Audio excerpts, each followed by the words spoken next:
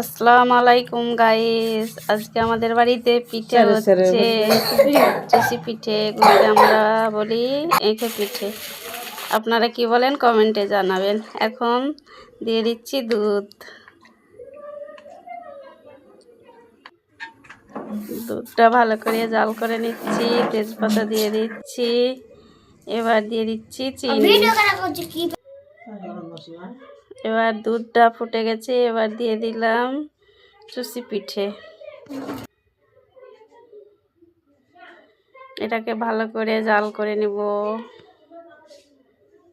তো জাল করে নিচ্ছি।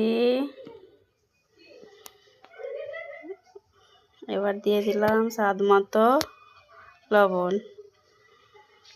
লবণ দেওয়ার পরে কিছুক্ষণ আবার জাল করে নেব। এবার সবাইকে বেড়ে দিচ্ছি।